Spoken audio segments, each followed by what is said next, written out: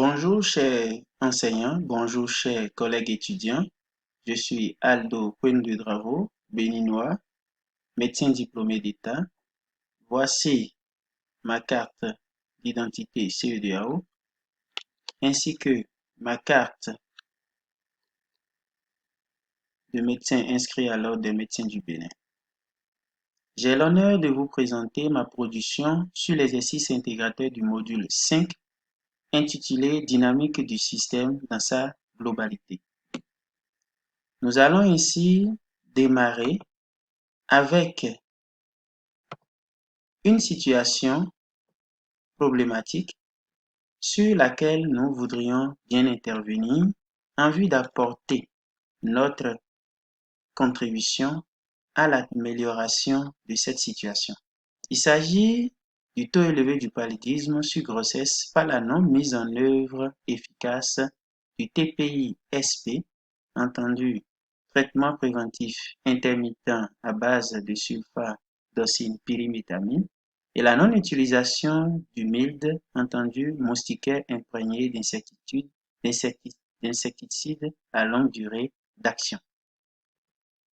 Alors, les enjeux de la situation que nous voulons avoir, la situation souhaitée, l'enjeu éventuellement, essentiellement, c'est de réduire le taux de paludisme sur la grossesse par une mise en œuvre efficiente et efficace du TPI-SP et l'utilisation du MILD, qui sont des mesures préventives du paludisme.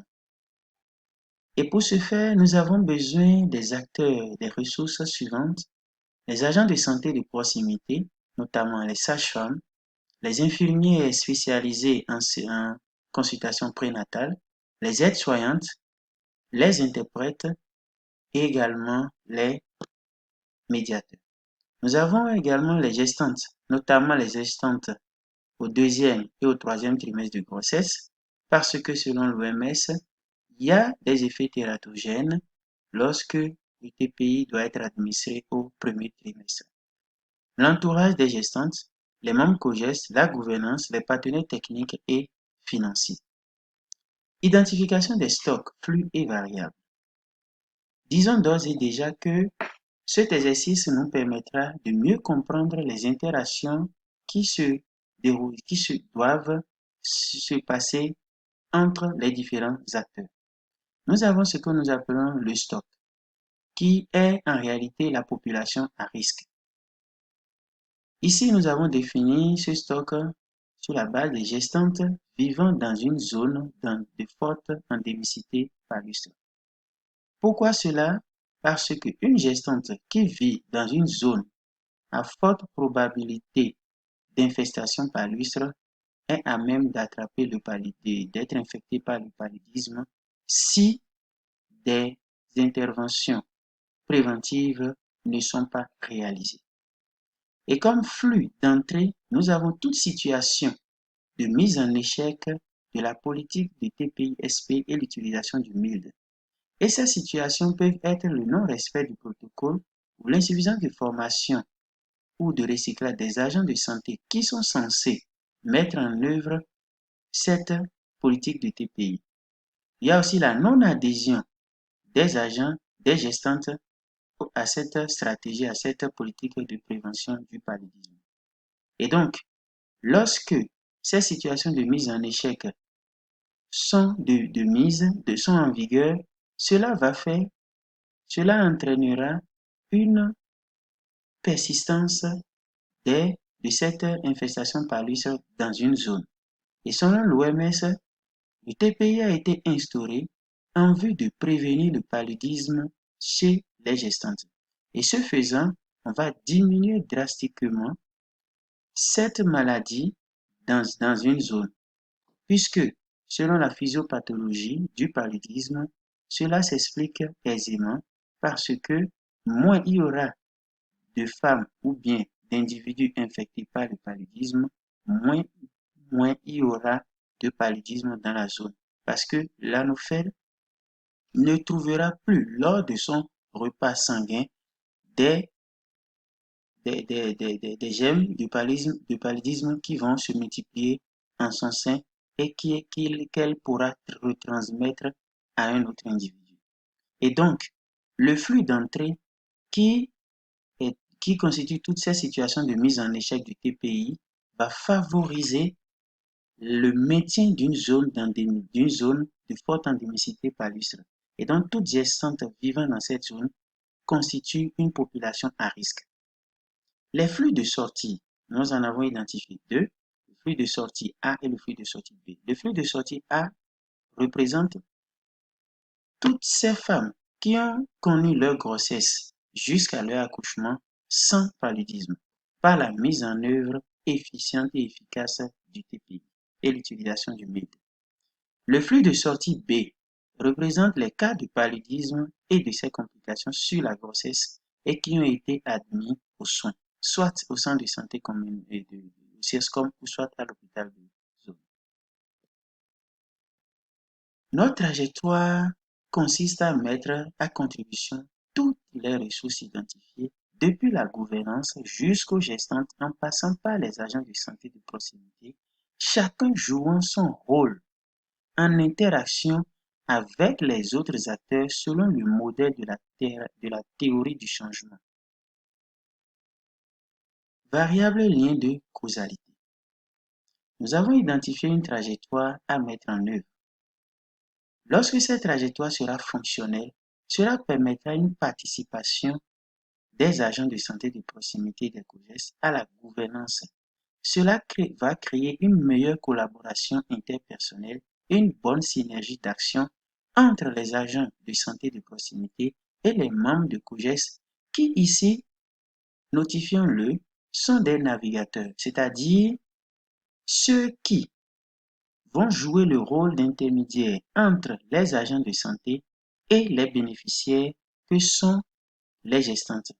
Cela permettra une mise en œuvre des politiques de santé élaborées au niveau de la gouvernance, ce qui permettra une visibilité des prestataires de proximité et à coup sûr une meilleure perception des gestantes de l'offre de soins et donc une adhésion aux mesures préventives du paludisme.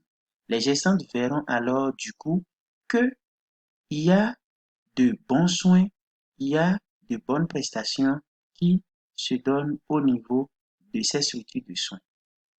Et par ricochet, il y aura une efficiente mise en œuvre de la stratégie TPI et de l'utilisation du MILD, toutes choses permettant une réduction du taux de paludisme sur grossesse.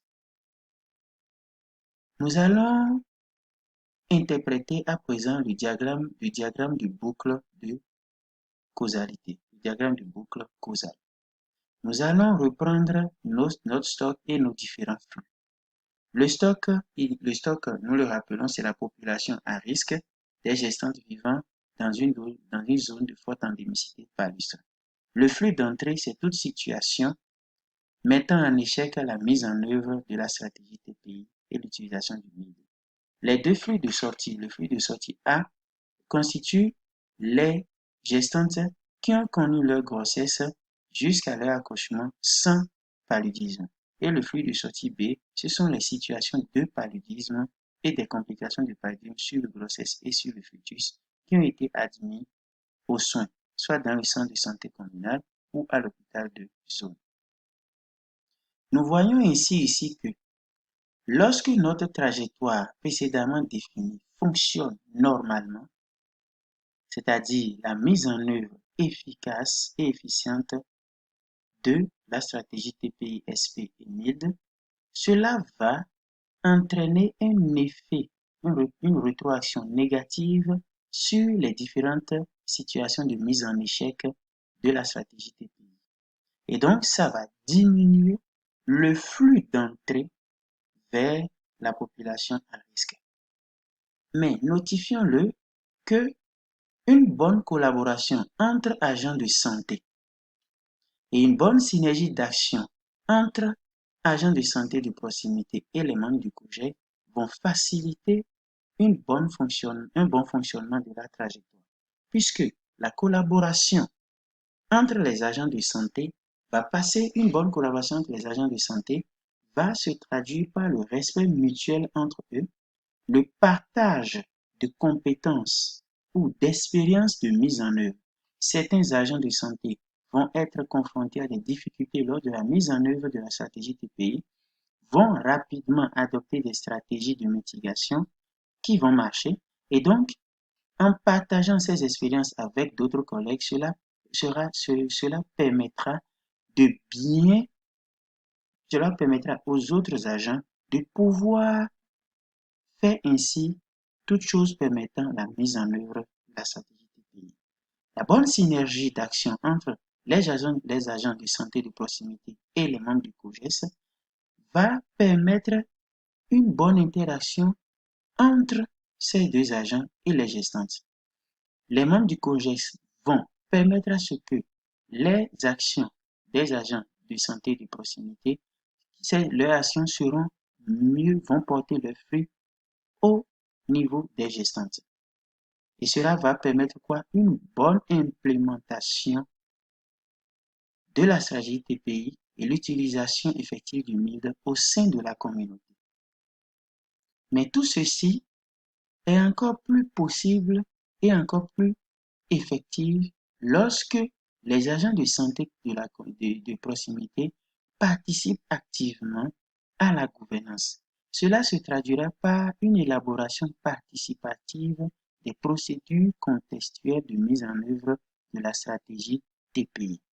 Ces agents vont se sentir désormais impliqués dans les prises de décision et vont comprendre au mieux les objectifs à atteindre et vont s'adonner suffisamment aux directives de la gouvernance. Cela va favoriser une bonne collaboration entre les différents agents. Il n'y aura plus des impressions de nous ne faisons que subir, nous ne faisons que prendre en considération tout ce qui vient du niveau supérieur. Non, en ce moment, lorsque cette participation sera effective, les agents de santé de proximité comprendront tout ce qui a derrière cette politique et vont mieux s'adonner. Et ceci, ce faisant, les agents se verront beaucoup plus performants, beaucoup plus impliqués et donc seront beaucoup plus visibles. Mais notons déjà qu'il y a une première boucle de causalité qui se décline ainsi au niveau, qui se décline ainsi entre la bonne fonctionnalité de la trajectoire, la synergie d'action entre les agents de santé de proximité et les membres du COGES, la bonne collaboration entre agents, la participation des agents à la gouvernance. Donc, il y a une boucle de causalité qui se crée déjà à ce niveau.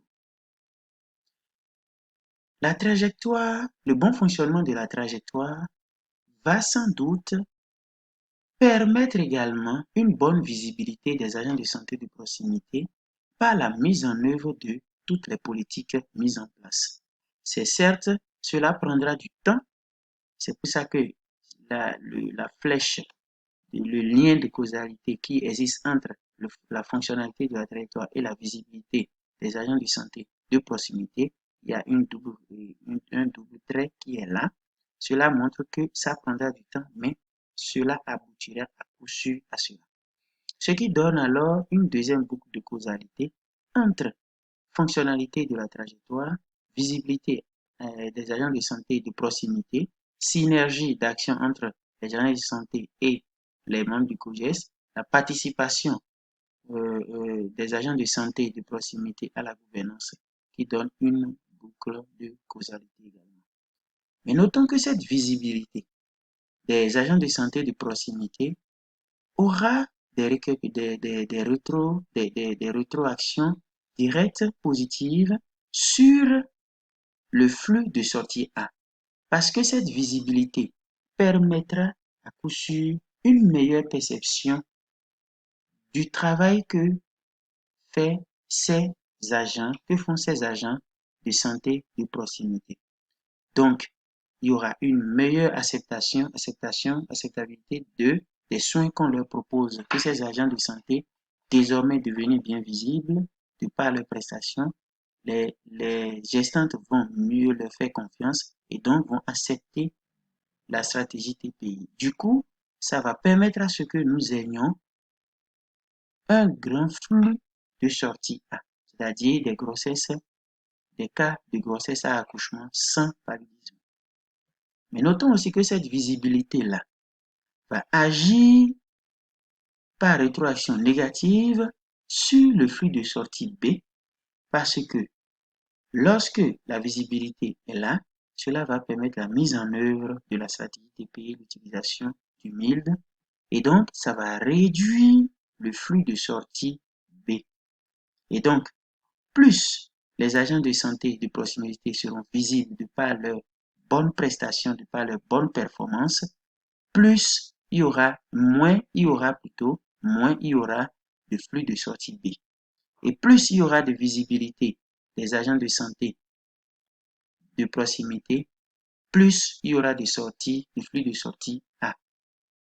Donc voilà ainsi décrit le diagramme de boucle de causalité de notre situation problématique que nous voulons améliorer en termes de réduction du taux élevé de paludisme sur grossesse et ses complications. Nous vous remercions. Nous sommes au thème de notre présentation. Vos questions et apports nous permettront d'améliorer cette production.